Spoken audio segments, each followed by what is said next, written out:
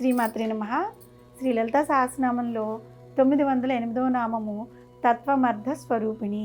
ఈ నామానికి అర్థం ఏంటి అంటే తత్ త్వం, అంటే ఈ రెండు తానే ఉన్నది, అమ్మవారే ఈ తత్వమర్థ స్వరూపిణి అన్నమాట. ఇప్పుడు ఉదాహరణకి ఒక కుండను తీసుకున్నాం అనుకోండి. ఆ కుండలో నీళ్లు పోసినప్పుడు సూర్యుడు ఎదురుకుండా పెడితే సూర్యుని యొక్క ప్రతిబింబం ఆ కుండలో పడుతుంది కదా.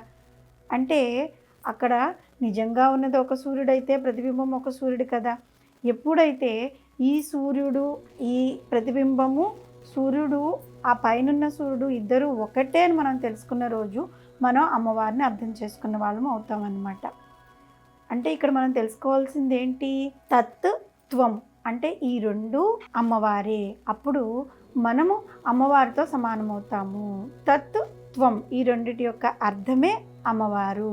ఇక్కడ తత్ వేరు త్వం వేరు కాదన్నమాట. దీన్నే పండితులు మహావాక్యంలో చెప్పారు. ఆ మహావాక్యమే అమ్మవారు. శ్రీ విద్యా పూర్ణ దీక్షాపరులు సన్యాసులు, వారు గృహస్థాశ్రమంలో ఉంటూనే సన్యాసులుగా ఉంటూ ఉంటారు. వాళ్ళు ఈ మహావాక్యాన్ని మనకి తెలియపరిచారనమాట.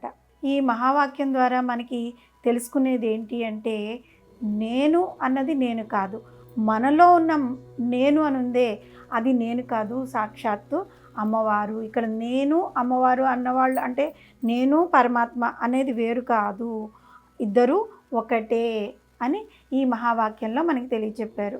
సన్యాసం తీసుకునేటప్పుడు మహావాక్యాలు వాళ్ళకి చెప్తారనమాట. చెప్పినప్పుడు ఇక్కడ భగవంతుడు నువ్వు వేరు కాదు ఒకటే అనే మహావాక్యాన్ని వాళ్ళకి తెలియపరుస్తారు. తత్వమర్థ స్వరూపిణి.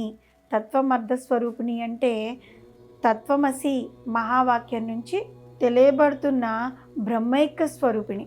కాబట్టి తత్వమర్థ స్వరూపిణి అనే నామం ద్వారా మనకి అమ్మవారి ద్వారా మనము వేరు అమ్మవారు వేరు అనే స్థితి నుంచి సన్యాసులు అంటే మనం చెప్పుకున్నట్లుగా నామంలో చెప్పుకున్నట్లుగా సన్యాసము అంటే ఏంటి? వీటన్నిటిని ఈ ఇహపరలోక సుఖాలన్నింటినీ వదిలేసి సాక్షాత్తు బ్రహ్మంలో కలిసిపోవడం అన్నమాట. ఈ నామం ద్వారా అమ్మవారు మనకి అటువంటి స్థితిని కల్పిస్తుంది. శ్రీమాత్రే నమః.